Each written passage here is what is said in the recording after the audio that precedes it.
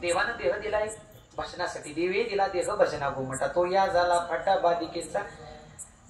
भगवान परमेश्वर सुंदर देह तुम्ही आम्हाला निर्माण करून दिलाय हो, पण त्या देहाचा वापर आपण चांगला केला पाहिजे. हलतंय का सारखं हलवू नका, हाय तसं ठेवा, लक्ष देऊ नये का. त्या देहाचा वापर आम्ही चांगला केला पाहिजे. त्या देहाचा वापर आम्ही भगवान परमात्म्याचं नामचिंतन करण्यासाठी घेतला पाहिजे. मग आम्ही गळ्यात तुळशीची माळ घालतो, आम्ही कपाळावर बुक्का लावतो, आम्ही वारीत चालतो, म्हणजे भक्ती होती का. आम्ही कीर्तनात बसलो, भक्ती झाली का. नाही झाली ना महाराज. आम्ही मंदिरात गेलो, भक्ती झाली का. नाही झाली. वारीत गेलो, कोणतं ना कोणतं कारण वारी मागं होतं महाराज. काही जणांचा कोणता ना कोणता स्वार्थ जडलेला. म्हातारीनं वारीला जावं का जावं, घरी सून घरात बसून देत सारखी घरात बाहेर राखल ते. मग म्हाताऱ्याने यावं, बॅग भरावी आणि मग दिंडी मालकाकडे यावं, दिंडी मालक मला वारीला न्यावं, न्या वारीला. नाही आता हे सहन होत. आणि मग दिंडी मालक वारीला घेऊन गेले म्हाताऱ्याला. काही जणांचा स्वार्थ. काही जणांचा स्वार्थ काय महाराज, घरात करमत नाही, कुठंतरी विरंगुळा म्हणून चला वारीला, बॅगा भरल्या चला वारीला. पण अशांचं काय होतं महाराज, काय सांगावं. खायला सगळ्याच्या आधी, ट्रकात बसायला सगळ्याच्या मध्ये, चालायला कधी कधी. असली मंडळी शोधून निघतात महाराज, काय सांगावं. चालायला कधी कधी जातात, ट्रकात सगळ्याच्या मध्ये बसतात आणि खायला सगळ्याच्या आधी पंक्तीला बसतात. मग अशा जणांसाठी काही जण अशासाठी वारीला जातात. बरं काही जण अशासाठी वारीला. आणखी कुठला प्रकार आहे बाबा, काही जण देवाकडून मला काहीतरी हवंय म्हणून देवा मी तुझी वारी करतोय, म्हणून तुझी वारी चालतोय. वारी येण्यामागं काहीतरी आमचा स्वार्थ दडलाय. मग ज्या भक्तीच्या माया संकल्प टाकायला लावली संसाराच्या मायेतनं बाहेर पडायला लागले, पण आम्हाला संसाराची माया सुटत नाही. मग आम्ही देवळात जातो, आम्ही कपाळावर बुक्का लावतो, याला भक्ती म्हणता येत नाही तर काय म्हणता येतं. ही तुमची चाललेली संसारातली धडपड आहे, धडपड. काय हा भवसागर तरुण जाण्यासाठी, हा भवसागर पार करण्यासाठी तुमची चाललेली ही संसारातली धडपड आहे. तुकोबारा याला भक्ती म्हणत नाही, विठ्ठल.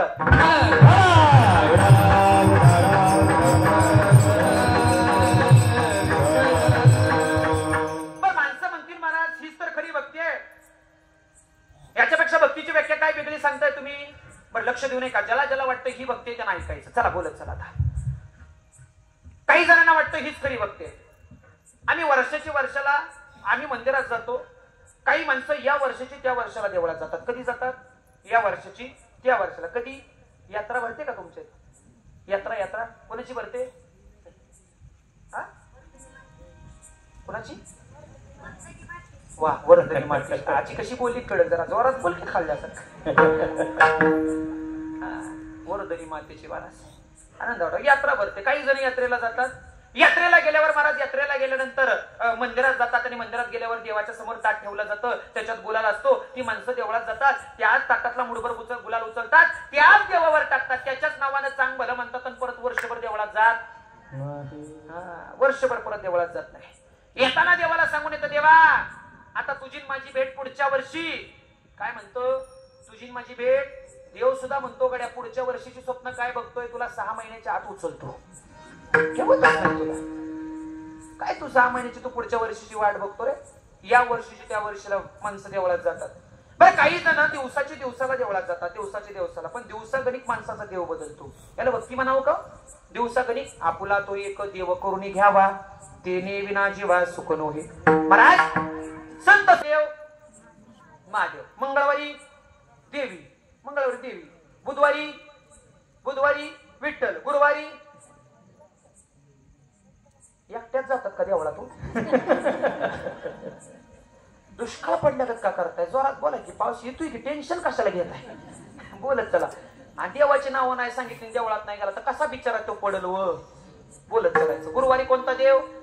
गुरुवारी दत्त. शुक्रवारी पुन्हा शनिवारी महिला मंडळ. बोला की मागच्या जोरात. शनिवारी कुठल्या देवळात जाता तुम्ही. हनुमानाच्या, मारुतीच्या. रविवारी मल्हारी देवारी, माझ्या मल्हारी देवारी, मल्हारी देवारी, मल्हारी देवारी, माझ्या मल्हारी देवारी,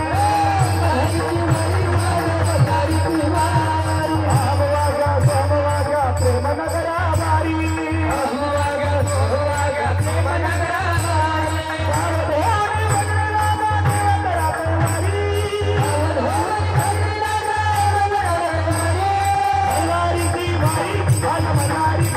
देवारी,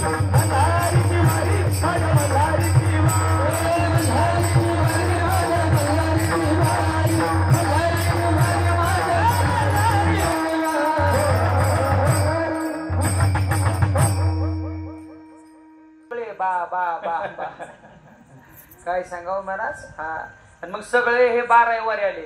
शनिवारी कुठल्या मंदिरात जाता तुम्ही? मारुतीच्या. पुरुष म्हणतात शनिवारी मारुतीच्या मंदिरात जाताना तुम्ही मारुतीला नारळ नेता का?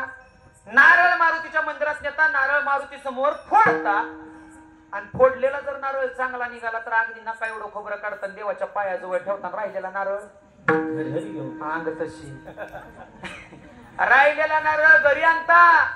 महिला मंडळी यांचा ऐका, एखादा यांचा मित्र जर चौकातनं समोरनं दिसताना चालत येताना दिसला ना, हे बिचारा माग नारळ दडवतो. ते विचार करता तो एका तुकड्याला मारुती वाटकरी झालाय, दुसऱ्या तुकड्याला मित्र नको.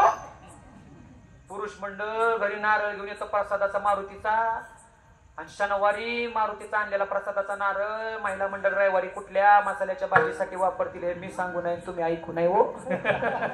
कुठल्या मसाल्याची भाजी केली जाते, कुठल्या मसाल्याचं लसूण खोबरं केलं जातं, काय सांगावं महाराज. मग मला सांगा, प्रसादाच्या नारळाचं जर ती लसूण खोबरं होत असेल तर देव पावल का? बोला की पावल का? भक्ती होईल का? बरं त्याच्या पुढे जाऊ नये का? नारळ चांगला निघाला तर नका एवढं खोबरं काढलं देवाच्या पायाजवळ ठेवलं. पण यदा कदाचित शनिवारी मारुतीच्या देवळात तुम्ही फोडलेला नारळ जर चुकून नासला तर पावला पावला. मग मारुती आका तुझा तुला ठेव गड्या. माणसं त्या नारळाला वळून सुद्धा बघत नाही. एकदा नारळ नसला की महाराज काय सांगावं, तुकडांत काय एखादा नासक्या नारळाचा काढून घरी भाजीत घालूया म्हणून. एकदा नासला की वळून सुद्धा बघत नाही. याला भक्ती म्हणावं का पुरुष मंडळ? म्हणावं का? तुम्ही म्हणाल गाड्या आपल्या पार्टीची बाजू घे, काय त्यांचं ऐकतोय सण काय बोलतो. आता त्यांचं ऐका महाराज.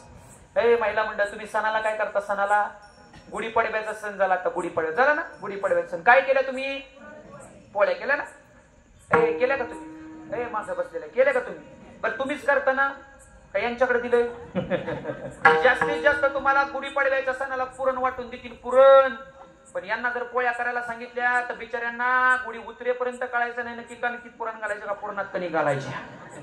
परिस्थिती अवघड होईल महाराज. हा मग सणाला तुम्ही काय करता? आता तुमचा आवाज कमी का झालाय मला कळतंय महाराज. सध्याच्या पोरीला पोळी येत, नवीन लग्न झालेली सून असावी, गुढीपाडव्याचा सण यावा आणि सासूबाईने सांगावं सुनबाई आज गुढीपाडव्याचा सण आहे, आज मस्तपैकी पुरणाच्या पोळ्या करा.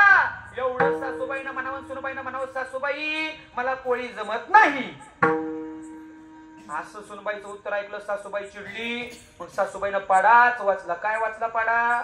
तुला ह्याच्यासाठी दिली का? याच्यासाठी आली का? तुझ्या आई बापाने हे शिकवलं का? मला लग्नात गॅस दिला नाही, मला लग्नात फ्रीज दिला नाही, तांब्या दिला नाही, फुलपत्र दिलं नाही, वाटी दिली नाही.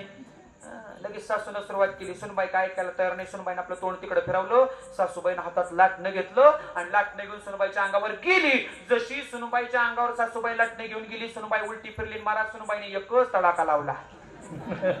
आई गंबाबाई तू ग कशी ग पावली,